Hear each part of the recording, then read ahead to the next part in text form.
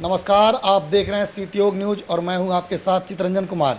अभी मैं मौजूद हूं औरंगाबाद में और औरंगाबाद के 3 विधानसभा क्षेत्र जो औरंगाबाद लोकसभा क्षेत्र में पड़ता था और 3 विधानसभा क्षेत्र वह काराकाट में पड़ता है। औरंगाबाद में लोकसभा चुनाव संपन्न हो गया, लेकिन काराकाट जो है वह अभी बाकी है और वहाँ की सरगर्मी जो लोकसभा की है वह तेज़ हो गई है, क्योंकि वहाँ से चुनाव लड़ने के लिए निर्दलीय पवन सिंह ने ताल ठोक दिया और वह लगातार रोड शो कर रहे हैं।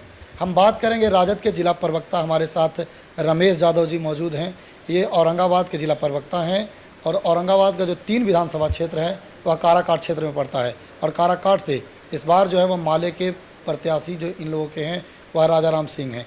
सर, क्या लगता है इस बार का जो चुनाव है काराकाट का, आप लोगों ने एक चुनाव देख लिया, वहाँ की परिदृश्य पहले क्या है जो चुनाव खत्म करवाए और उसके बाद हम काराकाट पर बात करेंगे। सर, आप लोगों ने चुनाव संपन्न कराया औरंगाबाद लोकसभा का, क्या लगता है इस बार औरंगाबाद लोकसभा में क्या कर पाएंगे आप लोग? औरंगाबाद लोकसभा में नेता चुनाव नहीं लड़ रहे थे, यहाँ जनता लड़ रही थी और जनता बदलाव के लिए परिवर्तन की लड़ाई लड़ रही थी। इसलिए जब जहाँ जनता लड़ रही है वहाँ क्या हो सकता है अनुमान लगा लीजिएगा।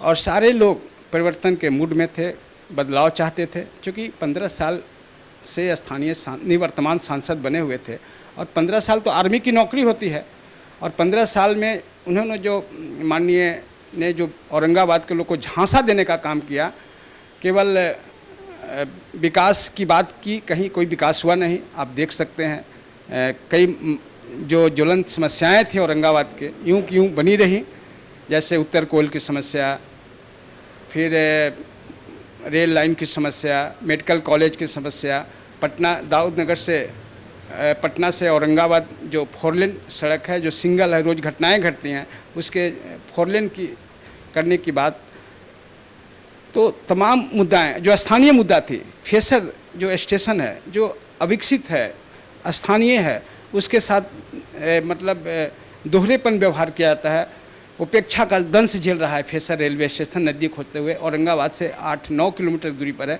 जिसको जिला स्टेशन बनना चाहिए था। तमाम बहुत सारे बातें हैं जिसके जनता सब देख रही थी और 15 साल बाद सभी वर्ग के लोगों ने और ख़ासकर युवा लोगों ने देश की शिक्षा, देश का रोजगार, देश का आरक्षण, संविधान बचाने के नाम पर भी लोगों ने औरंगाबाद में जो मतदान किया वो ऐतिहासिक है और इस बार बदलाव होकर रहेगा औरंगाबाद में। एक चीज़ देखने को मिला कि भाजपा के जो प्रत्याशी थे या भाजपा के जो कार्यकर्ता थे, यहाँ तक कि जोगी जी भी आए, उनसे पहले मोदी जी भी आए थे, लेकिन एक भी विकास की बात उन्होंने नहीं कहा। लगातार वे राम मंदिर, धारा 370 और इस तरह की लोक लुभावन बातें उन्होंने किया, विकास की कोई बात नहीं हुई। आप लोगों ने रोजगार, नौकरी, इन सब की बातें किया, विकास की बात की, संविधान बचाने की बात की, उन लोगों ने इन सब मुद्दों पर कभी चर्चा नहीं किया। देखिए, भाजपा केवल लोगों को ठगने का काम करती है, धर्म के नाम पर, हिंदू मुस्लिम के नाम पर, पाकिस्तान कश्मीर के नाम पर, तो राम के नाम पर। राम को हम लाए हैं, राम हम सब के हैं, राम हम लोग को लाए। अब भाजपा के लोग राम को भी ठगते हैं हर चुनाव में कि राम को हम लाए। कहाँ से राम को लाए भाई? राम, अरे भगवान की तो ही देन है कि हम सब हैं, लेकिन आप राम को भी लाने की बात करते हैं। तो राम के नाम को बहुत बार लोग बेचा है, लेकिन इस बार देश की जनता के साथ साथ औरंगाबाद की जनता ये समझ चुकी है कि इनका कहीं भी कोई फैक्टर चल नहीं रहा है।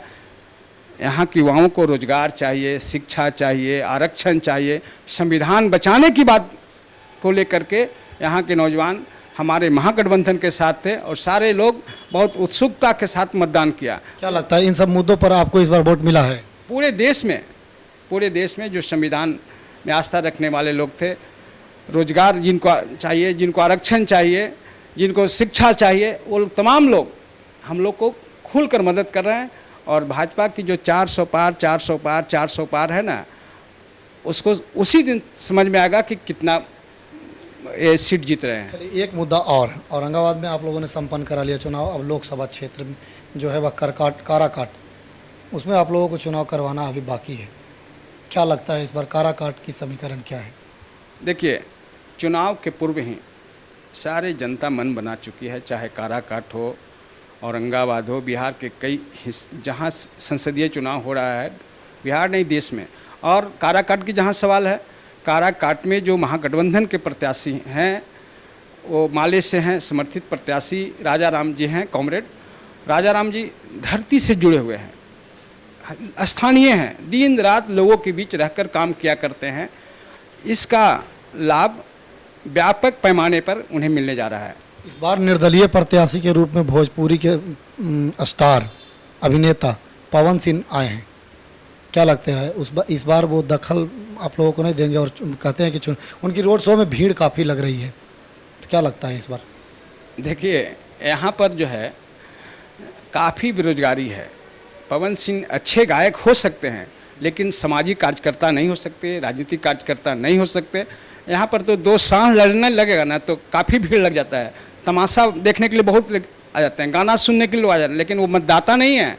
यहाँ की जनता, काराकाट की जनता राजा राम जी के पक्ष में है। घर घर आवाज़ आ रही है राजा राम जी के लिए, और जनतंत्र है। अब उनको आसनसोल में नहीं लगा ये, और मैं बता दूं कि तमाम बिहार की जनता और काराकाट की जनता समझती है कि पवन सिंह बीजेपी के ही चेहरे हैं। बीजेपी इनडायरेक्ट रूप से पवन सिंह को ला रही है, और बीजेपी को नीतीश कुमार नहीं है, नीतीश कुमार का वोट चाहिए। और यहाँ भी नीतीश कुमार को ठगने के लिए, उनके मतदाताओं को झांसा देने के लिए एनडीए के प्रत्याशी नाम मात्र के उपेंद्र प्रसाद हैं, लेकिन मुख्य प्रत्याशी पवन कुमार ही हैं। भाजपा समर्थित उम्मीदवार अगर कहा जाए पवन कुमार को, तो इसमें कोई अतिशयोक्ति नहीं होगी। और ये काराकाट की जनता समझती है कि हमको क्या करना है, हमको किसके पक्ष में रहना है। भारतीय संविधान के पक्ष में रहना है, शिक्षा के पक्ष में रहना है, नौकरी के रोजगार के पक्ष में रहना है। और स्थानीय जो प्रत्याशी हैं इतने लोकप्रिय हैं, इतने सज्जन हैं, जमीन से जुड़े हुए हैं, धरती पुत्र हैं, और उनके लिए घर घर से लोग वोट भी देगा और पैसे भी देने की बात कर रहे हैं। तमाम, मैं गांव में चंदा, 1 वोट 25 का नोट, तमाम मतदाता क्षेत्र, मैं आज उनके क्षेत्र से दौरा करके आ रहा हूं। तमाम लोगों ने कहा, तमाम माले के लोग, गरीब गुरबा, सभी वर्ग के लोग, कि राजा राम गरीब हैं, ज़मीन से जुड़े हुए हैं, काफ़ी मेहनती हैं, स्थानीय हैं, संघर्षशील हैं। इन सब चीज़ों का लाभ उन्हें मिलने जा रहा है। चलिए, धन्यवाद। तो ये थे रमेश यादव जी, जिन्होंने हमें काराकाट और लोकसभा चुनाव के बारे में विस्तृत रूप से बताया। इन्होंने बताया कि पवन सिंह जो है वह भाजपा के डायरेक्ट नहीं इनडायरेक्ट रूप से प्रत्याशी है। तो बहुत बहुत धन्यवाद इनको। कैमरा पर्सन अंकित के साथ चितरंजन की रिपोर्ट, सीटी न्यूज़, औरंगाबाद।